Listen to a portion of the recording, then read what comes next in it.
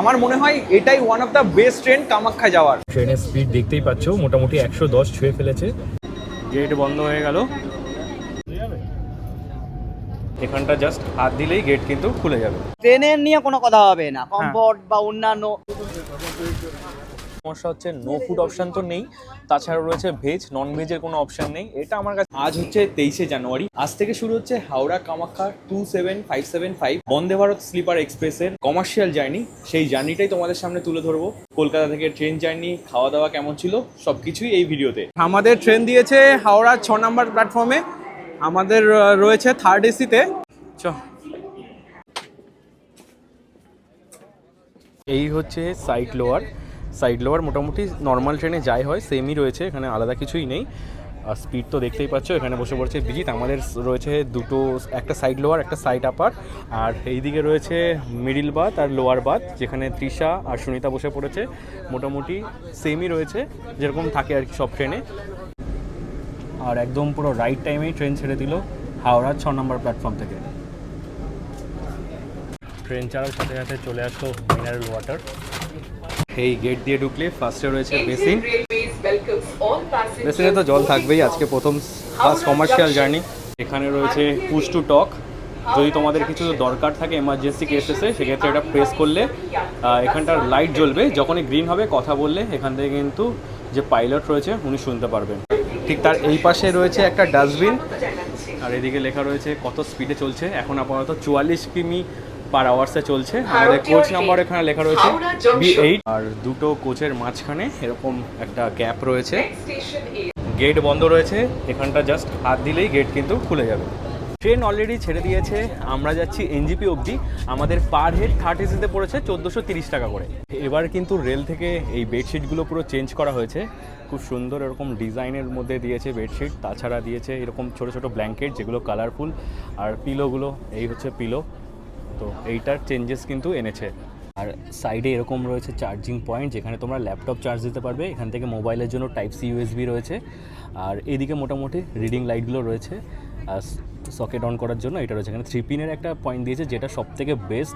এই যে গেটটা, গেটের পাশেই রয়েছে ওয়াশরুম, এখানে রয়েছে ওয়েস্টার্ন। চলো একটা তোমাদেরকে দেখাই। আর এই হচ্ছে থার্ড এসির ওয়াশরুম, এখানে একটা এয়ার ফ্রেশনার রয়েছে, এদিকে রয়েছে সোপ, এদিকে রয়েছে বেসিন, এখানে রয়েছে ওয়েস্টার্ন কোমোড, তার সাথে জেট স্প্রে রয়েছে, মগ রয়েছে, এখানটা রয়েছে ফ্ল্যাশটা, এদিকে রয়েছে টিস্যু, এদিকে ধরার জন্য একটা হ্যান্ডেল বার টাইপের রয়েছে। ওভারঅল ওয়াশরুমটা কিন্তু বড়, নিট অ্যান্ড ক্লিন রয়েছে আজকে।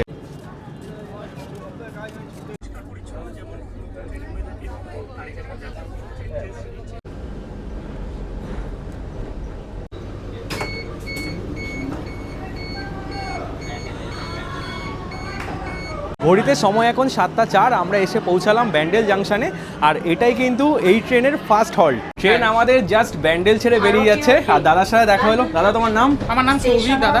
আমি পূর্ব বর্ধমানে মেমারিতে বাড়ি আমার। আমি এখানে আজকে ফার্স্ট জার্নি করছি সেকেন্ড এসি A3 কোচে। হ্যাঁ, আর আমি যদি বলতে চাই এই ট্রেনের এক্সপিরিয়েন্স খুবই ভালো হবে।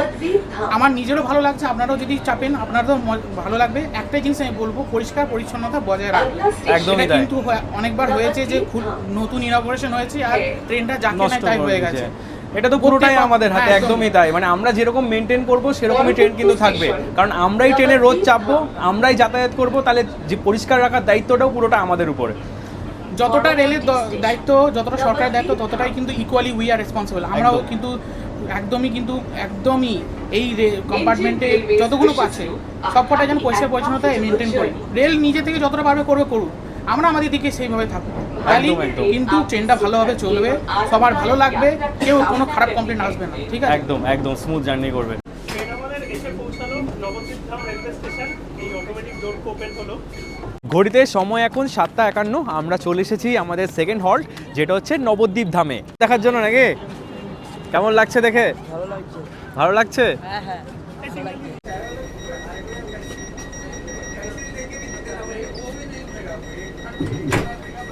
আর এই ট্রেনের পরবর্তী হল্ট রয়েছে আজিমগঞ্জ, তারপরে নিউ ফারাক্কা জংশন।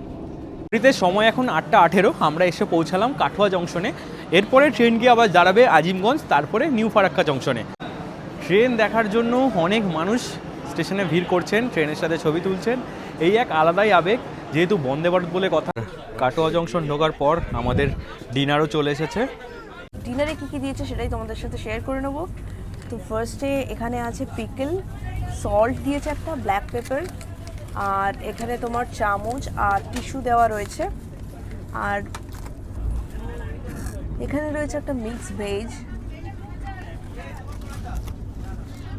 এখানে একটা রয়েছে ছানা টাইপের কিছু আইটেম রয়েছে, ঠিক ক্লিয়ার নয় এটা আমার কাছে। নেক্সট হচ্ছে এটা আই থিঙ্ক ডাল, এই যে ডাল দেওয়া হয়েছে। নেক্সট এটা রয়েছে পোলাও, আর এখানে রয়েছে রুটি আর দই। এই হচ্ছে টোটাল খাবারটা। মোটামুটি রোজ তো আমরা রিভিউটা দিই, আজকে আমাদের কো প্যাসেঞ্জার থেকে রিভিউটা নেব। খাওয়া দাওয়া কেমন লাগছে আপনাদের? মোটামুটি ঠিক আছে? আপনার সবার ভালো লাগছে তো? কেউ কোনো রিভিউ দিচ্ছে? ডালে চুল পেয়ে গেছেন, আর বাকি এমনি খাবার সব ঠিকঠাক আছে মোটামুটি, অ্যাভারেজ আর কি, রেটিং হিসেবে অ্যাভারেজ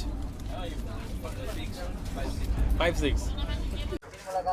আর শেষ পাতে চলে আসলো রসগোল্লা, আর এটা হচ্ছে সন্দেশ। আমি ভেবেছিলাম রসগোল্লা, বাট এটা একটা সন্দেশ। স্লিপারের সব থেকে বড় সমস্যা হচ্ছে নো ফুড অপশান তো নেই, তাছাড়া রয়েছে ভেজ, নন ভেজের কোনো অপশান নেই। এটা আমার কাছে একটা ড্রব্যাক লেগেছে। নো ফুডের অপশানটা রাখতে পারতো, কিংবা নন ভেজের অপশানটা রাখলে সব থেকে বেশি ভালো হতো। আর খাবার দাবার খুব একটা ভালো লেগেছে তা নয়। ঘড়িতে সময় এখন প্রায় 9:09, আর আমরা এসে পৌঁছালাম আজিমগঞ্জ জংশন স্টেশনে। আর এই হচ্ছে আজিমগঞ্জ। আর এখানে একটা 5 মিনিটের হল্ট রয়েছে। ট্রেন আমাদের আজিমগঞ্জ থেকে এখন নিউ ফারাক্কার দিকে এগিয়ে যাচ্ছে। আর ট্রেনের স্পিড দেখতেই পাচ্ছ, মোটামুটি 110 ছুঁয়ে ফেলেছে। এখন আমরা একটা স্টেশন ক্রস করছি। ঘড়িতে সময় এখন প্রায় 10টা, আর সবাই মোটামুটি শুয়ে পড়েছে। আমরা জেগে আছি কারণ আমরা নামবো, তাই ঘুমাচ্ছি না। এদিকে রয়েছে তৃষা, আর এই লাইটটা কিন্তু বেশ সুন্দর লাগছে। হচ্ছে চারপাশের পরিবেশ, বাইরে দিয়ে অন্ধকারে কিছুই দেখা যাচ্ছে না কোথায় ক্রস করছি। এই যে উপরের যে ফিল লাইটটা, এটার জন্য কিন্তু পুরো এই কম্পার্টমেন্টটা দেখতে বেশ সুন্দর লাগছে। আমার তো পার্সোনালি বেশ ভালো লেগেছে। প্রত্যেকটার ইন্ডিভিজুয়াল সুইচ আছে, নীলটাও তোমরা বন্ধ করতে পারবে, ব্যাকগ্রাউন্ডে যে ফিল লাইটটা রয়েছে সেটাও তোমরা বন্ধ করতে পারবে। সময় এখন 10:37, আমরা চলে আসলাম নিউ ফারাক্কা জংশনে। আর ট্রেন এখানে প্রায় 45 মিনিট মতো লেট, মাঝখানে অনেকক্ষণ দাঁড়িয়েছিল, কি কারণে জানি না, তবে ট্রেন এখনো কিন্তু লেট রয়েছে। আর আমরা এখন ফারাক্কা ব্যারেজটা ক্রস করছি। ভারতীয় ৰেল নিউ ফাৰাক্কা জংচন ষ্টেচনৰ পৰা উঠা সকলো যাত্ৰীক স্বাগতম জনাইছে। আগলা ষ্টেচন মালদা টাউন হে। নির্ধারিত টাইম থেকে প্রায় 25 মিনিট লেটে আমরা এসে পৌঁছালাম মালদা টাউন জংশনে। এর পরের হল্ট হচ্ছে আলুয়াবাড়ি, আর তারপরেই আমরা পৌঁছে যাবো এনজিপিতে। যদিও এই ট্রেন কামাখ্যা অবধি যাবে, বাট আমরা যাব এনজিপি অবধি। মালদা টাউনে এসে ড্রাইভার থেকে শুরু করে আরপিএফ সবাই চেঞ্জ হয়ে যাবে। মানে এবার নর্থ ইস্টের যে স্টাফরা রয়েছেন তারা ট্রেনে অ্যারাইভ করবেন, এখান থেকে ওনারাই ওটা কন্টিনিউ করবেন। রাতের আলোতে ট্রেনটাকে দেখতে বেশ সুন্দর লাগছে। আমরা এখন রয়েছি মালদা টাউনে। মালদা টাউনে এসে পৌঁছে গেছি, আর দেখা হয়ে গেল দাদার সাথে। এই ফার্স্ট টাইম আমার দাদার সাথে দেখা হলো। তোমার কেমন এক্সপিরিয়েন্স হচ্ছে এই ট্রেনে? আমার এক্সপিরিয়েন্স তো এমনি ট্রেনের নিয়ে কোনো কথা হবে না, কমফোর্ট বা অন্যান্য সুবিধাগুলো সব ঠিক আছে। খাবারটা একটু ঠান্ডা ছিল, এটা সবাই বলছে, আমারও তাই মনে হয়েছে। আচ্ছা, আমার খাবারটা গরম ছিল। আচ্ছা, আর এমনি মোটামুটি ফুড কোয়ালিটির যদি বলো, কালকে যেমন একটা সমস্যা ছিল, কালকে সমস্যা ছিল, আজকে সেই সমস্যাটা একটু কম। কোয়ান্টিটি ঠিক আছে, খাবার দাবারের কোয়ান্টিটি ঠিক আছে, কোয়ালিটি আর একটু বেটার করতে হবে, এটা আমার মনে হয়। তুমি মালদা টাউন অবধি? মালদা টাউন এবার বেরিয়ে যাবে? হ্যাঁ, এবার বেরিয়ে যাচ্ছি। আমরা এনজিপি অবধি যাচ্ছি, ঠিক আছে? আবার দেখা হবে তোমার সাথে, ঠিক আছে? ভালো দেখো, টাটা। এই ট্রেনের সব থেকে বড় ব্যাপার হচ্ছে যেহেতু অটোমেটিক ডোর, তাই নামলে কিন্তু খুব সাবধানের সাথে নামতে হবে, কারণ যে কোনো মুহূর্তে দরজা বন্ধ হয়ে যায়। বাইরে থেকে কিন্তু বোঝা যায় না যে কখন দরজাটা বন্ধ হতে চলেছে। আমরা নেমে গেছিলাম আর হট করে দরজা বন্ধ হয়ে গেছে, তাই তো? মানে অবস্থা পুরো খারাপ হয়ে যেত, একটুর জন্য উঠে গেছে। ভারতীয় রেল মালদা টাউন স্টেশন থেকে ওঠা সমস্ত যাত্রীদের স্বাগত জানাচ্ছে।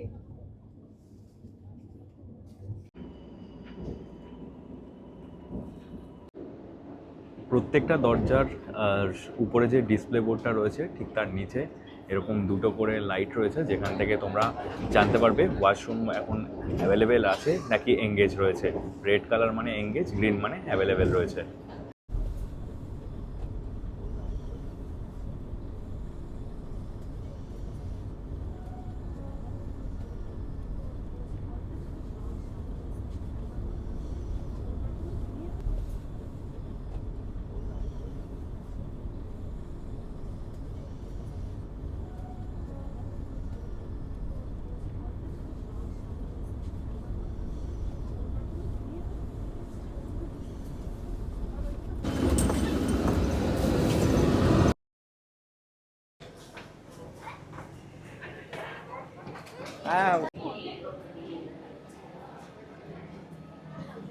ঘড়িতে সময় এখন প্রায় 2টো। আমরা এসে পৌঁছালাম নিউ জলপাইগুড়ি স্টেশনে। নির্ধারিত সময় থেকে প্রায় 20 মিনিট লেটে আমাদের ট্রেন ঢুকলো এই এনজিপি স্টেশনে।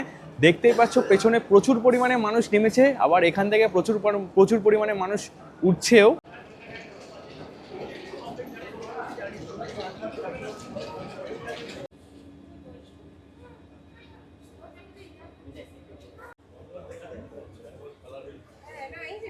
সিগন্যাল হয়ে গেছে।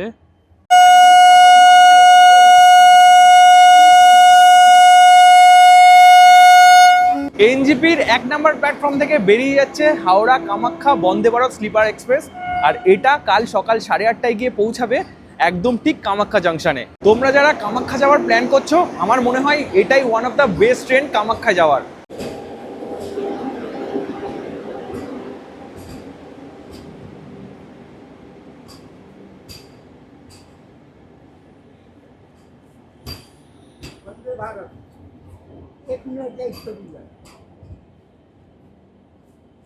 আর এই রাতেও এনজিপি স্টেশনে মোটামুটি লোকজন রয়েছে, তো তোমাদের খুব একটা অসুবিধা হবে না আমার মনে হয়। আজকের দিনে রয়েছে, এখন প্রায় 2:30 বাজতে যায়।